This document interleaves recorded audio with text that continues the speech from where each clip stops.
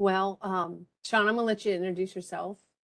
Like I said, for those that are joining us, this is being recorded and you are welcome to pipe up at any time with questions that you might have for Shawn, or you can put your questions in the chat and uh, we'll just kind of get started. And I wanted to welcome everyone to our Lunch and Learn today. We'll be talking about the data lifecycle management. And at the end, I'll try to remember to talk about what our next Lunch and Learn topic will be and what date, all that juicy bit. So Shawn, go ahead. All right. Well, for those of you who don't know me, I'm Shawn Blaesing, and I'm with the Iowa Department of Transportation. Been a member of IGIC for, I don't know, 13 or 14 years now, so been around. So this is not probably a traditional lunch and learn kind of experience. We're sharing problems we're solving or things that are coming that are new. But this is more focused on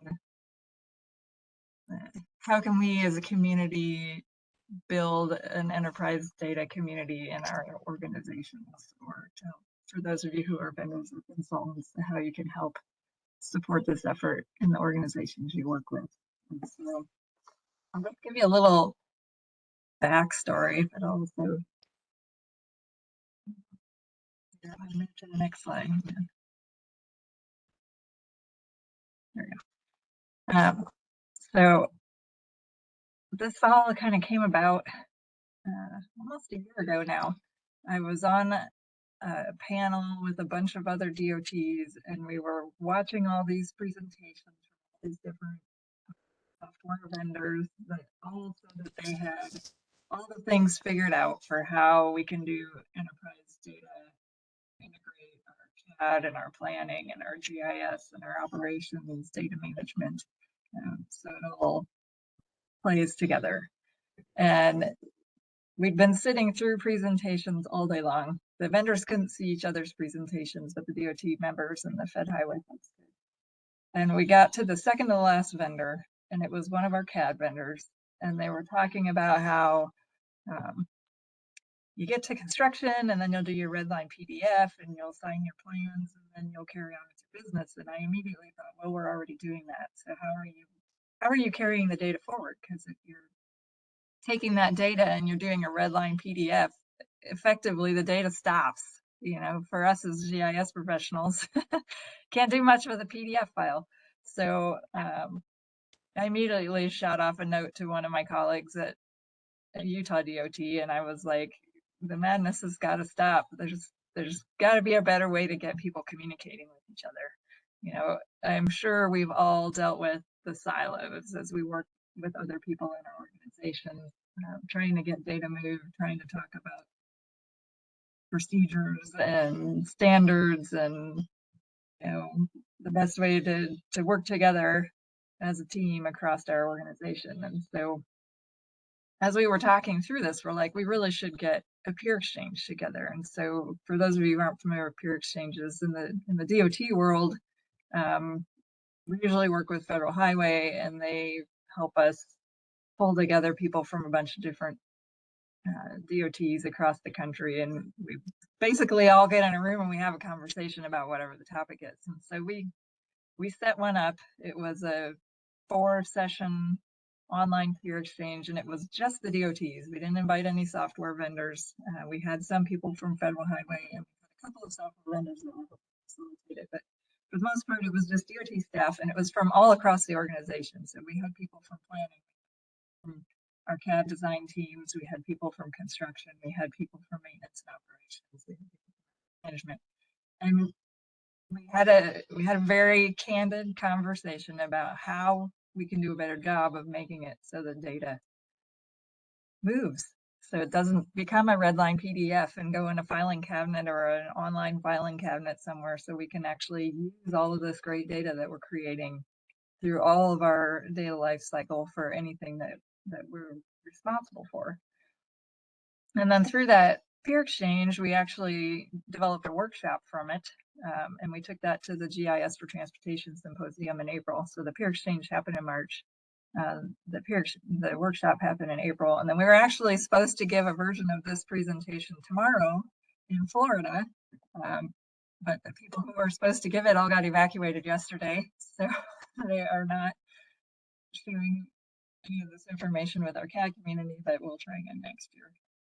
We're actually giving another workshop at the Transportation Research Symposium in January. And by now you're all thinking, well, what does this have to do with me? I'm not a DOT, it doesn't matter. Well, it does. It does matter. We all have a role in managing information, and how we manage that information is really important. And kind of the premise of this presentation is that we can all do it better, and we all have a role in how we do it better. But most of what we have to talk about when we're talking about data fits into 4 pretty specific categories. And so advance my slide deck. So there has been a lot of research on the CAD side, as well as on the asset management side in the technology realm. And it's funny because they all worked independently of each other, and they all came up with these same 4 things. So the 4 things that are most important for managing to be successful with enterprise data in your organization is having people and skills working together, having data and standards, having policies and processes set up, and then having tools and technologies, because you need to know where you need to go before you try to figure out a way to get there. And it's just hard for us in the GIS realm where we're talking technology all the time. All right, so to give you an example, here's a breakdown from one of our asset management hierarchies. And so under organization, you need to be looking at, okay, how do we do change management? How do we do training and education of our teams? How do we manage our risk? So what happens if someone leaves? Where does that knowledge transfer happen? How do we document that? When we're talking about data, do we have a data dictionary? Do we have metadata? Do we have a data hierarchy? Do we have standards for how we're going to collect and manage information for our agency? And we're talking about processes and work methods. How do we value different data? How do we determine what's going to be the de facto data that we're going to focus on? Who's the data manager for the data that's considered to be enterprise? We've had some of those kind of discussions with the DOT. And then technology. How do we get to a place where technology can communicate with itself? So, we've got people using CAD data. How do we set up our CAD structures? Design data can actually feed over into our asset management system, maintenance management system, our GIS setup. So, focusing on these 4 pillars will help you get there. All right. So this is a really cool diagram that Utah DOT developed that we're going to use for our other talk, but we're going to share it here too. But the basis of it is that the data comes in, you're developing information from the beginning in planning. You've got your leadership kind of guiding you where you need to go. And then you're going to go, if you're talking about a transportation asset or a right-of-way or parcels or things like that, you're going to go out and you're going to do your survey, and you're going to capture your higher quality information, and you're going to probably have it in a design file of some sort, or CAD file, or even a high quality GIS layer. And then that's going to move on to the next step in the process. So if it's for a transportation asset, we go to construction. So we actually build what we're going to build. If you're redesigning a parcel boundary, or you're working on something like that, that would be your construction of your new feature. And then you're going to hand it off to your operations team, who's going to use that information. How are they going to use it? What's it going to be stored in? And it's all kind of working through the central data hub. So you need to have a way to take your little data tracks to the data hub and then manage that information in such a way that that data can then be passed to the next person in the data. So everybody has a role in figuring out what this is supposed to look like. So here's another kind of workflow graphic. So if we're looking at access control data, or sewer information, or other things that you've got out in your world that you work in that could show up under planning as a GIS layer. And then if you're going to go out and you're going to do new construction of your sewer lines or your manhole covers or whatever it is that you're working with, under generate context, you may be doing survey. You may be mapping out new things that don't exist yet. And then you're going to pass that out and on to your design teams. They're going to draw it in a survey level design. And then the goal is hopefully that you're going to be able to push it back into your asset management system, into your GIS program, and manage that information in a way with a higher level of detail than what you started with. So having some processes in place that kind of help you work through what that looks like is really important.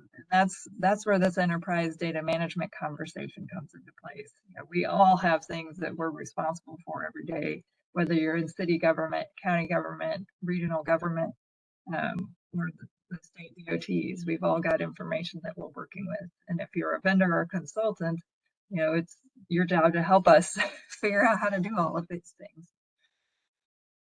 All right. So why is enterprise data lifecycle management important? You know, it's important for making good decisions driven by quality information. It's important because it will help us improve our processes so that as we move forward in the steps, we can do it with more efficiency, with more accuracy, with more consistency. We want to have processes that are sustainable. We want to have processes that save our constituency money, and we want to do it safely, and we want to have accountability. So if somebody asks you why it's important to make sure that our data talks across our life cycle, you can give them this list. But what are the things that keep us from being successful? So my friend Becky calls these the thorns. So these are the things that keep us from moving forward. Let's see. So having all the resources, that's the number one thing at the DOT I hear. Well, we don't have enough people to get the job done. Well, that may be true. Maybe there's process improvement we can have that makes that easier. So clarifying our roles, working through our coordination better so that we're communicating across our silos, looking at where our training is lacking, where our data framework is poorly structured. But most importantly, all of these things are very heavily dependent on communication. So if you're not taking the time to communicate clearly to the right people at the right time, you're never going to be able to move forward, pushing your data forward. All right. So the people and skills question, this is where you guys can weigh in. So I talked a little bit about why enterprise data lifecycle is important, but why do you think it is important in your agency? And what would success look like? Do you need to have staffing restructuring? Do you need to communicate why it's important better? Do you need to identify what the roadmap looks like for pushing your data across the silos? Do you need to have clear data documentation? So one of the things we did with the peer exchange is we actually spent time to create a data glossary, and that integrated terms from our BIM and CAD environment. It integrated terms from our GIS environment. It integrated terms from our asset management community so that we could all be talking about the same things using the same words. So understanding things in the same way with the same words is really important when you're trying to communicate them.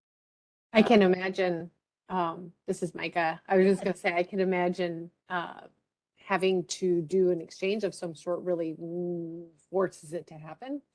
Right. Otherwise, I bet it never does. Yeah. Yeah. Another thing that has been really picking up steam, at least with the DOTs, is having a discussion about data literacy. So what does everybody in your workforce need to know about data? You know, so your financial people are handling the money, but what is the money tied to? At the DOT, the money is always tied to an asset somewhere, or a piece of equipment, or a person. So trying to convey how all of those things work together is really important, and starting to map out some of those connectivities. One of the things we did at Iowa DOT in about 2018, I had somebody come from Iowa State to ask us if we would be willing to help support them with some research. And what they were doing is they were wanting to develop kind of a process for how you look at data and how you communicate data, but for specific assets. And so I said, sure, we'll be happy to help you. And so what they did is they actually took 5 of our assets. So we looked at bridges, roads, culvert signs, traffic barriers, and we looked at what data occurred in every office for those assets. So our contracts people actually had a lot more data than I expected when we were looking at, okay, they're capturing XYZ thing about that asset.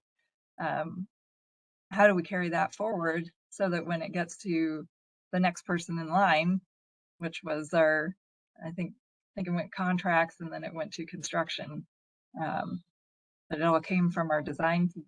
So figuring out what data is happening in each of the handoffs, and then also where the data dies, because we were like, oh, well, we didn't even know you guys had that data, and we could have been carrying that forward, but it wasn't getting carried forward because we didn't even know it existed and that it was part of this bigger life cycle thing. And so I think for us, having the transportation research community come in and help us kind of model all of that, that was a huge eye opener for me, at least.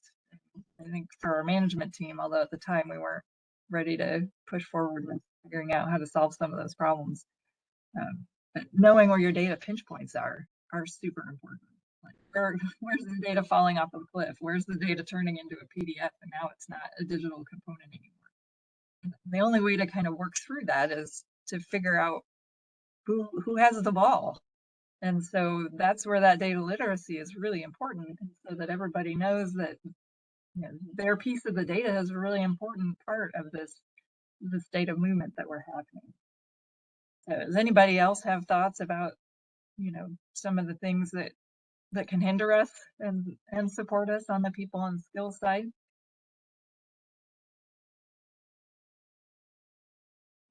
Feel free to just unmute and talk or put something in the chat or noodle on it and chime in later. That's fine too. If you need me to give better examples, I will try. Give me a topic, I'll spin it. All right. So we talked about people and skills. That's the first thing we kind of got to get our arms around. The next thing is standards, processes, and procedures. How many of you, and I don't know if there's like a raise hand button or anything like this, have a process for how you manage your GIS data? Does it go somewhere specific where everybody goes to find it and you can interact with it, or does it just go into a vacuum? Or you can just unmute and share. This is Micah. I will say, as somebody who knows their way into many organizations, GIS, it is all over the place. But I would say most organizations do a pretty good job of having kind of one either database, location, folder, or something where everything gets dumped. It may not be very organized inside, but at least it's all at one place. So that's something, I guess. Okay, so to answer Jim's question, public access or internal access, and I say yes. So either. And then from David, I just have to go because he says only in his head. Yeah, I feel that. So, all right. Any other thoughts on people or standards and processes? Okay, so what I have on the screen right now are some of the known issues with standards, processes, and procedures. And so, the big one is it's super siloed from one group of technology and team to the next. And so kind of figuring out what information is important from one team to the next team is a big step. Data collection processes. How many of you have a data collection process that's clearly derived? So if you're using field maps or survey data, something like that, you've got a standard set of projections that you use, or a standard set of steps that you go through to capture that information.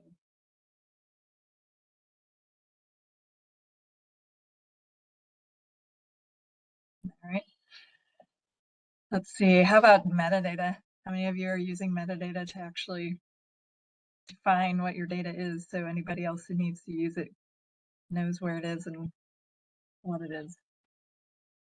I'm guessing most people are really, really bad at metadata because it's all in Dave's head, apparently. Yeah, it is. I know we're not great at it at the DOT either. Yeah, it was there and then it disappeared and now we have no desire to rewrite it. I've been there. I feel that, Jim. I feel that. Definitely. Let's see. So how many of you have done pilots to try to figure out a new process and then you didn't actually document all the things and then you realized that they weren't going to work anyway when you got to the end and now you have some data and you're not sure what to do with it? I know we've done that. Dave says yes. So we do that all the time at the DOT. I got an idea. Let's try that. All right. So these are some of the things that hinder us. So now I'm going to throw some questions at you. So feel free to unmute and chime in if you want to. So what standards, policies, and specifications do we need to have in place to be successful? We'll start with that one. And I'll give you some examples. So at Iowa DOT, we have CAD standards. So when we're doing CAD-based design, everything goes on certain levels. So if we've got pipe we're putting in, the pipe goes on one level. If we've got underground electrical, that's going to go on one level. If we've got road layer, that goes on one level, and it all has certain styles and colors and all the things. So that means that anybody who fires up a CAD design file for agency is going to be starting from the same place. And it also has a projection that's developed so that we know where to put it if we try to bring it into the GIS side. Trying to think. So another policy that you might have or might consider having is if you are working with a vendor and the vendor is developing data for you, do you have a policy in place for what they're supposed to deliver? Do you have clear specifications for what's going to come out of that and how it's going to be rolled back into your data systems? Any thoughts on that? So Jim says we need to make sure we document our pilot procedures so they can be tweaked and repeated more than what's inside my head.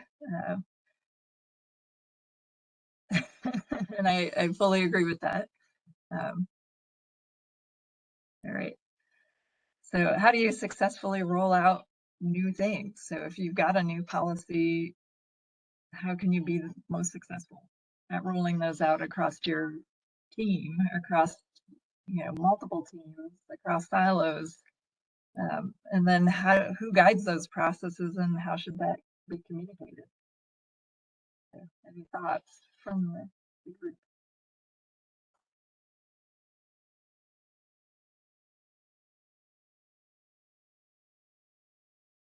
And then I'm going to throw another set of questions at you. So what policies and processes do you have for data management?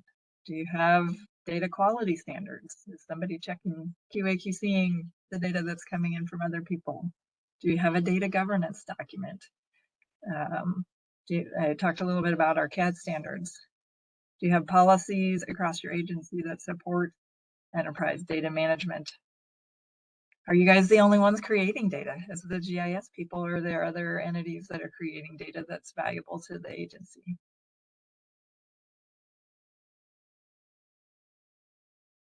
All right, and then the last question I had are, what are some things that are limiting your organization from developing and implementing a more enterprise data standards and policies approach? Put your noodle on these questions for a minute. See if anybody has anything to add in the chat or unmute. I'm sure this is, oh my God. I'm sure part of it is, and when you're the only person who's really creating data, this seems like a lot of work, Right. and it takes as But much you time are to talk about the thing as it also takes. somebody who has left a county. Oh yeah, no, I'm not saying You it's not have your good. processes documented, so the next person who had to fill your Oh. shoes knew what the heck was going on. No. Yep. So there you go. Exactly. But I can imagine it's almost takes as long to talk about the thing as it is to Right, do the thing. And that's right, very much a hindrance. right. I 100% agree with you. It's the same at the DOT, even though we're a lot bigger and have more people. It's sometimes easier just to get the work done and not prepare for the future. Yeah, Shawn and Micah, Dave Kroll here. I've experienced a lot of this. Again, like Micah, you just alluded to, I'm a one-man shop, have been for 15 plus years, so I can get away with a lot, but yet I've also beat my head against the wall because of my own poor documentation or whatever. And sometimes I have some pretty good procedures and standards vetted out in my own head, but they don't always come to fruition. And I'd say the biggest obstacle for me is just time because I am a one man shop. I get pulled in 50 different directions every day. Um, Right.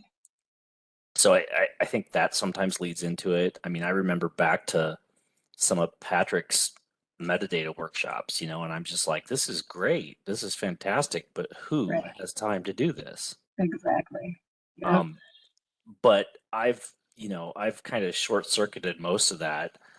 And when I end up sharing data with other organizations, particularly consulting engineering firms and stuff, I try and have just a really cheesy, simple text file data dictionary of what my fields are and basically what they are, and then just reiterate to them, hey, if you've got any questions at all, don't hesitate to get in touch with me immediately.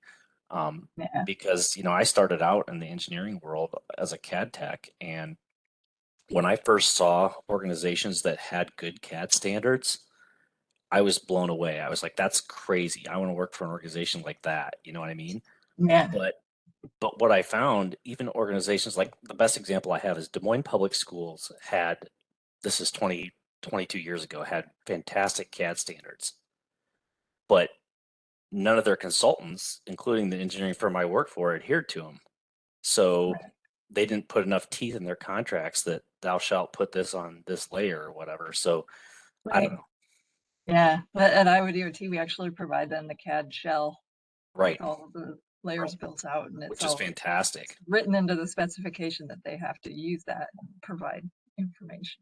But we still don't do it very well when other people are doing it for us. We don't have anything written into the contracts yet that says you will provide XYZ data back to us, which is how we end up with redline PDFs. So we've got a comment from Rachel that says they agrees with all of this. It's hard to prioritize documentation for the getting hit by a bus scenario, but come across my past work and completely forgot what I did. I do that all the time because there are some things I only do every 6 or 8 or 9 months. And then I have to be like, how the hell did I do that? And then I call Brad and Brad rolls his eyes. Like trying to get through. And usually this is like a click here, do this kind of scenario. But one of the best practices that I've initiated, and for me, for whenever we build anything new, because my focus is on mobile data collection. Um, and I decided at the beginning that this was going to be how I did it because I wanted to set a standard for how I managed all my information. So one thing I do if I'm building out a new product, for mobile data collection, I go through and I actually have an Excel spreadsheet, and I'd be happy to share an example that Micah can email out to the group. But basically, I have the first sheet of that CAD sheet is all the fields that are going into any of the tables that are part of that mobile app. So I'll have all the inventory fields, and it'll tell you the name of the data element. It'll tell you what its database name is, what its alias name is, what the field type is, and then any additional comments for that field. And it's a super easy and simple thing to do, and it doesn't take that long as you're building it out. And then if I have related tables, I'll have that same, the related tables in there as well with their breakdown. And then I'll have one tab in there that kind of talks about how all the things communicate. So what's the primary key for the one table that hooks up to the related table and things like that. And then for any domains or pick lists that I have, I'll have a tab for that pick list in the spreadsheet. So it's all in there. It's all in one place. And most of the time when I make changes, I remember to go back and adjust that. And then I have it up on our 365 and shared with the IT team that helps me deploy stuff to our actual database, because we've been trying to build most of our stuff not in the cloud because we had some data connectivity issues with getting things back to our servers from the cloud. And I know not everybody has that functionality, but for all the teams that I work with for it, I can provide that Excel spreadsheet to them. And then the other thing I do is in the training manual, which I wrote for all of my field crews.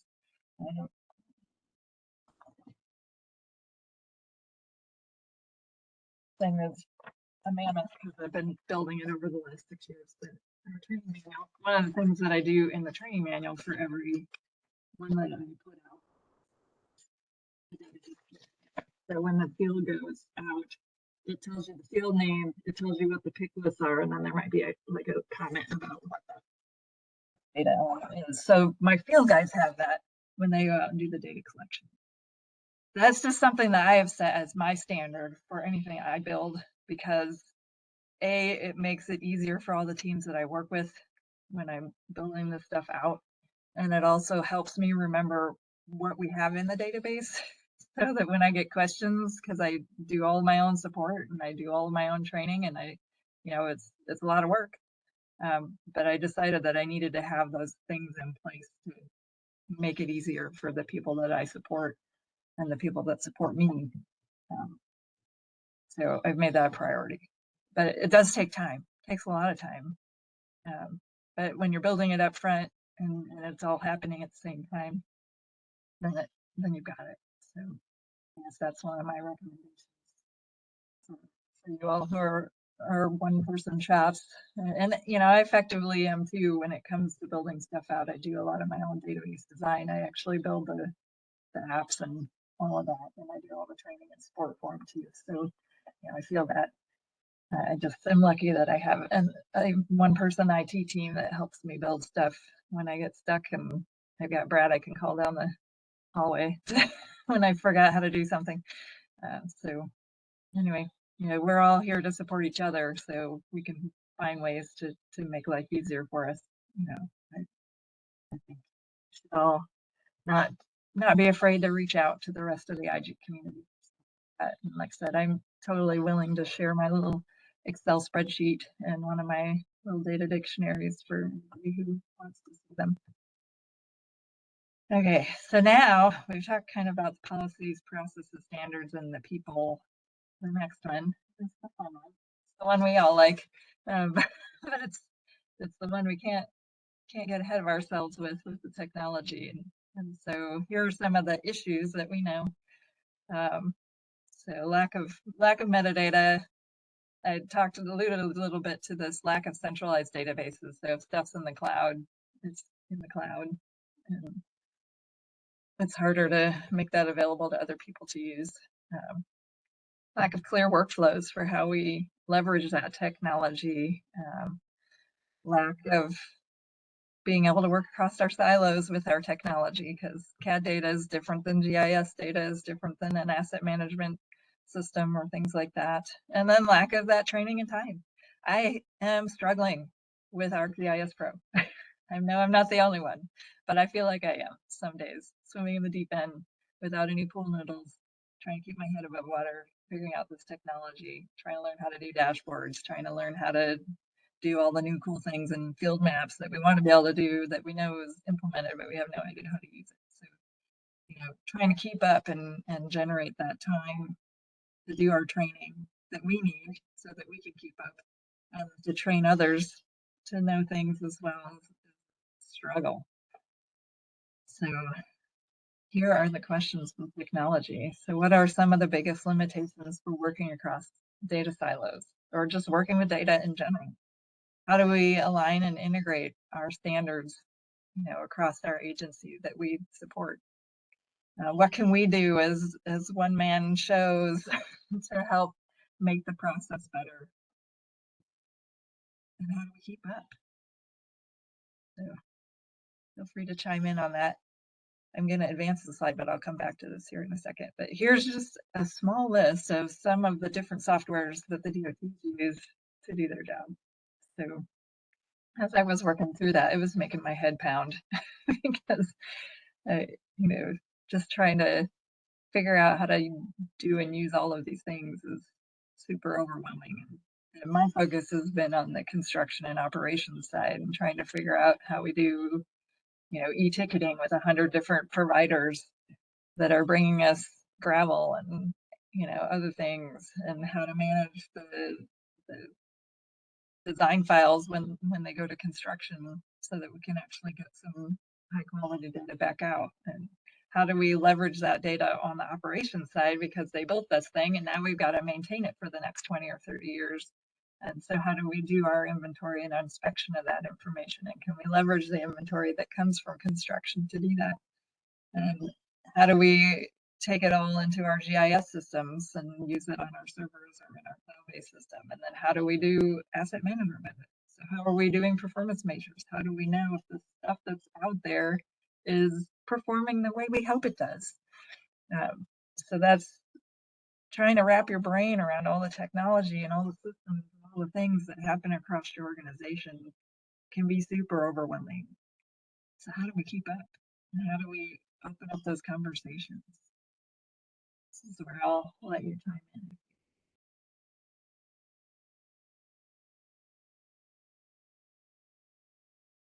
What are things we can do to help each other?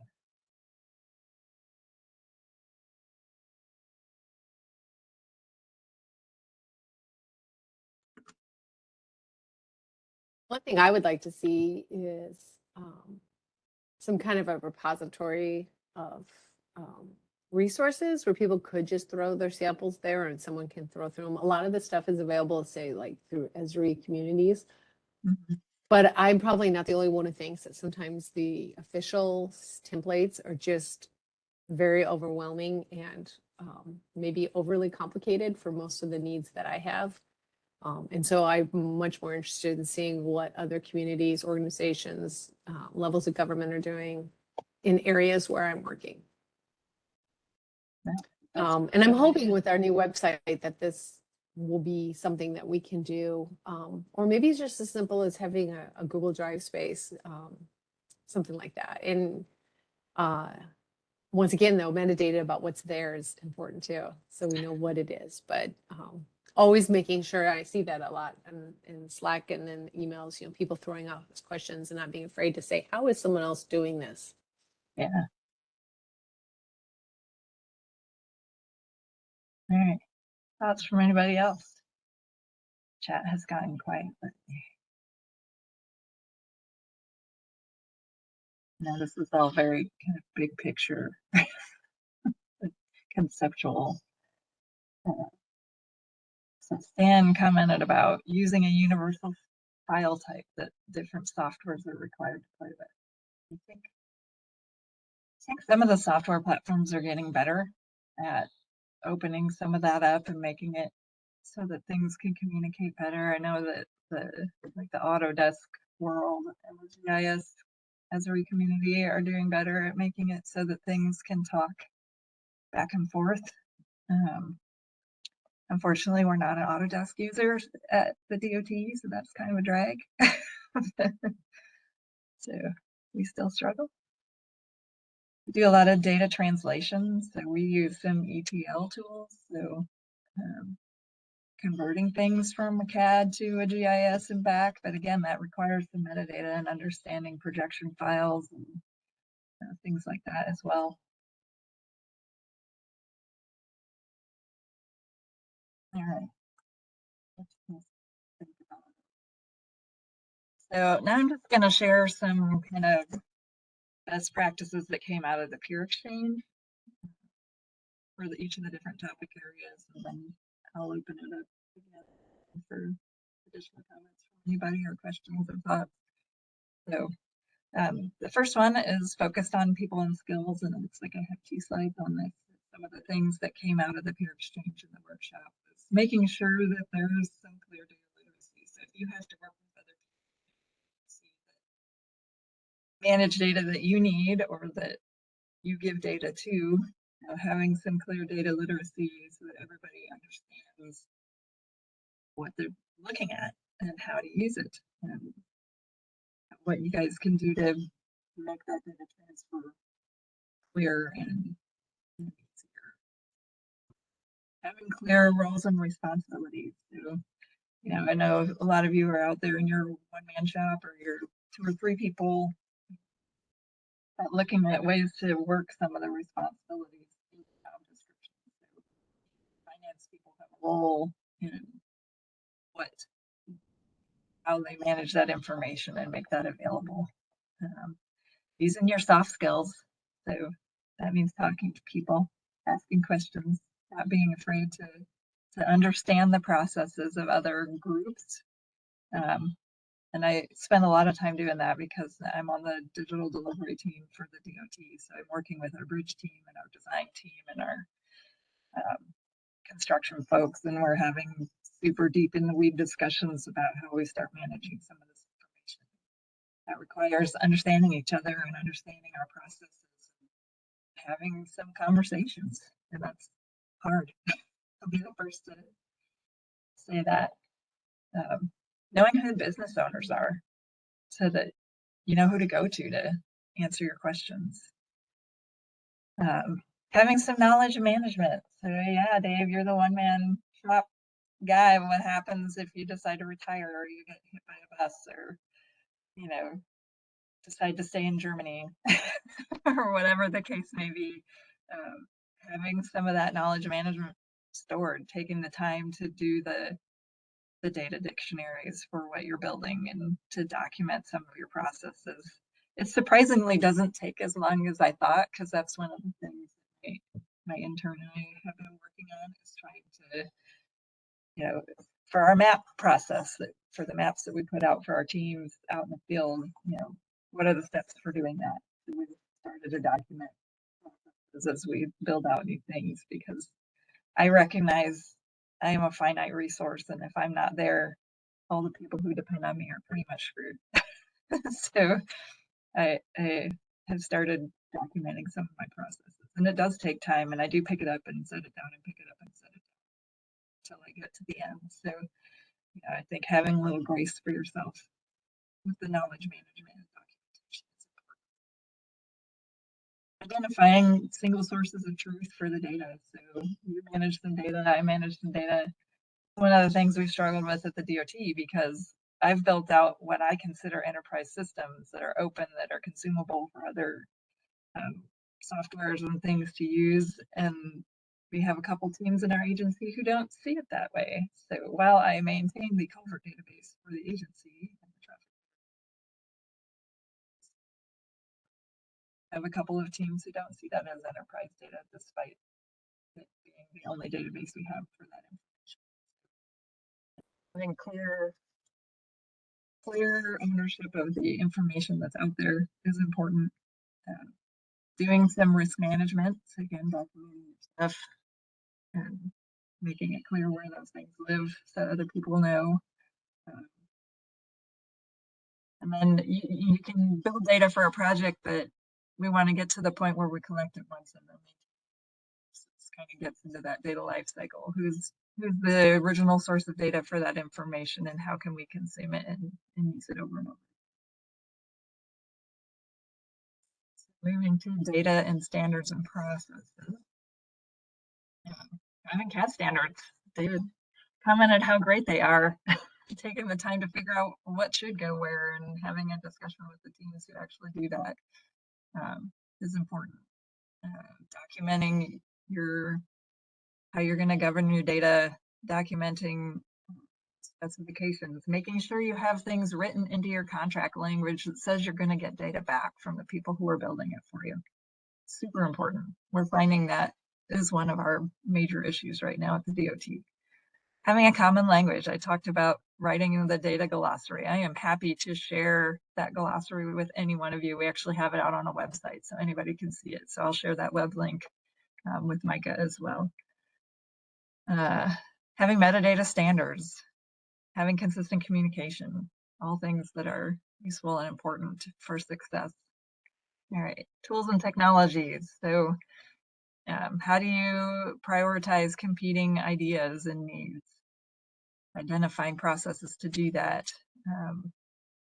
having a growth mindset. So this was one of the things that came up is, you know, we're all in our silos and we're all plugging away at our thing and we're getting our stuff done, but how do we look at our processes and solve problems and have a safe place to do that so that we can start rolling in some of these new tools that can save time or make it easier for our data to cross, you know, like Sam said, having a universal file type. So being able to take the time to do the research to solve the problems and look at ways of doing things that might be better. Investing in people, investing in systems, investing in processes, investing in technology. And then the last one, continuing to communicate and engage with each other. Always. It's a struggle, especially at the DOT because we're enormous and trying to get people in a room to have a conversation is a struggle sometimes. All right, so I just have a little quick example of how data moves. So for planning, they're going to be capturing data on what needs to be rehabilitated, what needs to be replaced, what needs to be repaired. So they're actually leveraging some of the performance-based information that we're capturing with our inspections on the operations side. Survey, you're going out and you're seeing what's actually there and visualizing it and putting it into design. So at the DOT, we have our conceptual designs, our preliminary designs, our detailed designs, and our final designs. So it's like a whole process. I don't know how detailed it is in other forms of government, but they're generating data at all these steps. Letting, I alluded to this a couple of different times, making sure we've got something written into our bid process where we're going to get some data back if they're creating data in the process. Same with construction. If they're generating data in the construction, trying to figure out a way to get away from our little red line PDFs because we want the data, gosh darn it, especially the GIS people, especially if it's higher quality than what we've already got in our system. That also brings us to the metadata. Making sure we have sufficient level metadata. There's a different way of looking at how you do metadata, which is a hard thing to work through. And then doing some performance management. So you've captured your inventory and inspections, and now we're going to start making decisions about it. How we manage that information and do some life cycle planning. So that's just an example of how you can leverage your data and through the life cycle. So I know not all of us are government folks. So how can our vendors and consultants help us? So helping us develop our roadmap for working through our little data steps, helping us figure out governance and standards that make sense. So if you're going to come in and help us do the job, we'll offer up ways that we can manage the data and information. Let's see.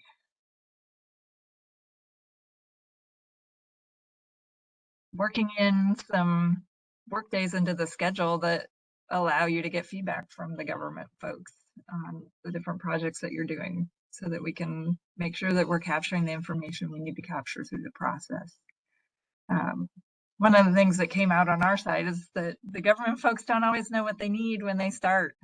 And so one of the things the vendors put out there was doing a request for information before you do a request for proposal. And so our office of maintenance has actually started doing that. We're looking at trying to develop a new maintenance management system for handling all of our day-to-day work requests. So one of the things we did is we wrote a request for information so we could send that out and get feedback from some of the vendors who think they can help us with our problem. And that was really good because that helped us kind of clarify what our needs were and come up with a better request for proposal. So that we, let's see. Working to define processes up front before we get started. Vendors can help us communicate some of this throughout our agency as well. So it doesn't always have to come from the GIS guy who's the squeaky wheel down the hall. And then having different kinds of sets of requirements. So having a business process requirement and also having a technology requirement and having them be separate things. So when you're writing your things that you need from the vendors, separating those out. And then being realistic in your timelines and being agile and iterative in your development for us so that we can weigh in and figure out what's working and what's not working as things are being built out. So vendors and consultants on the call, do you have things to weigh in on this that you can do to help us be better at working with our data? Good list. Like, oh, Well, I was I trapped think- in a room for 4 hours with a bunch of vendors, and this is what we came up with. well, definitely be open to what vendors have to say because they definitely have more experience with things that can go awry or things that you may not be thinking of or dealing with like a variety of staff skills, abilities, and change of staff. You know, they kind of have seen a lot more. And often we work with the most knowledgeable person in the organization. But that's, you know, it's like preaching in the choir. And so there are some reasons why some procedures are recommended. Yeah. Any other thoughts from our vendor and consultant community? I can go back a slide if you want me to. We have lots to say. It's all good.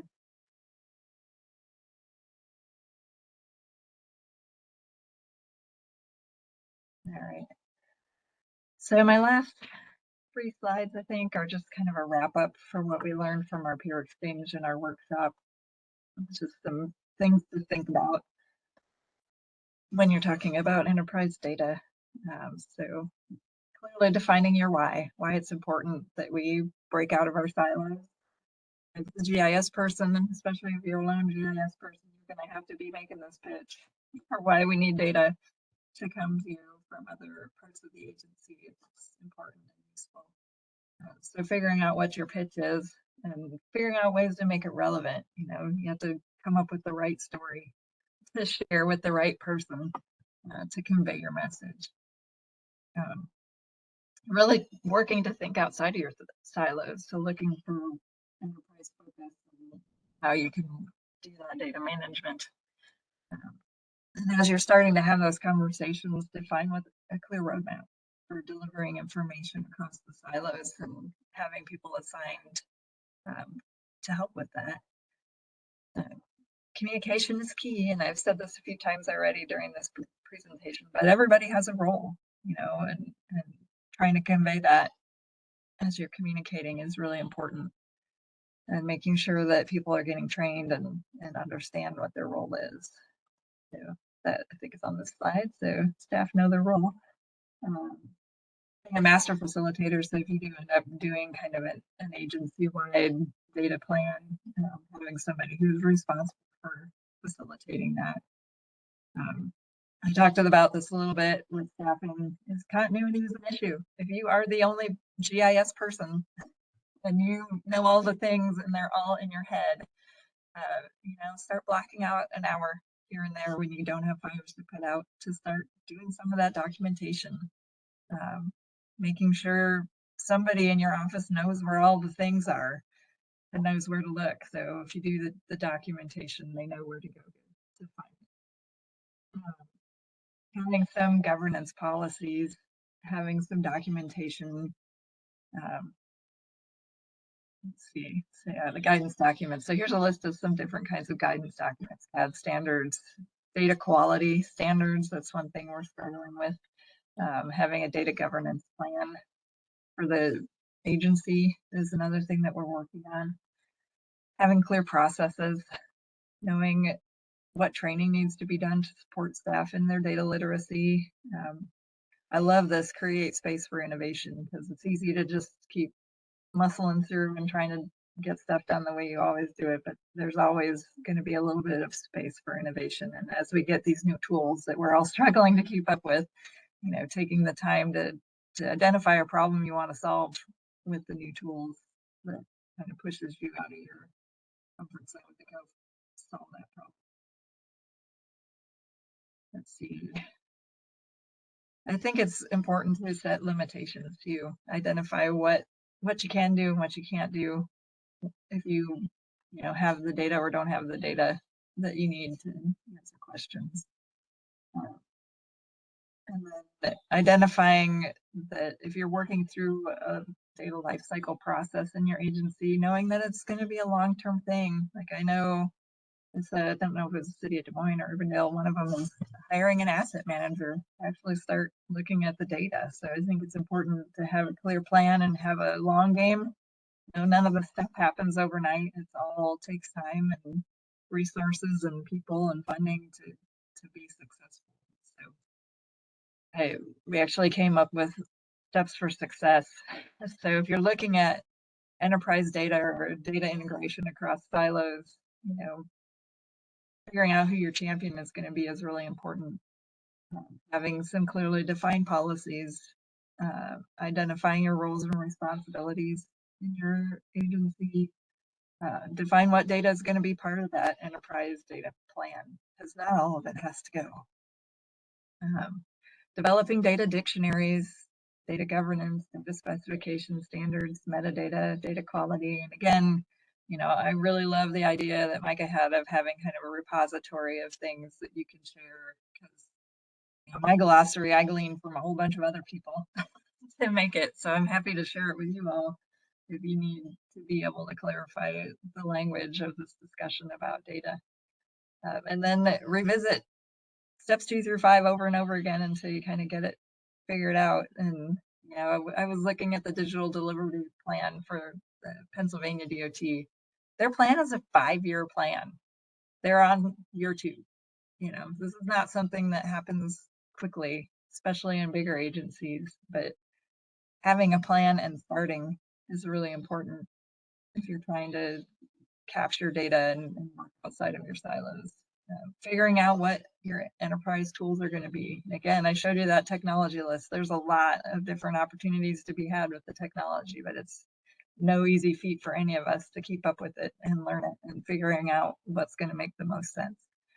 And that's maybe where your vendors and consultants can help you.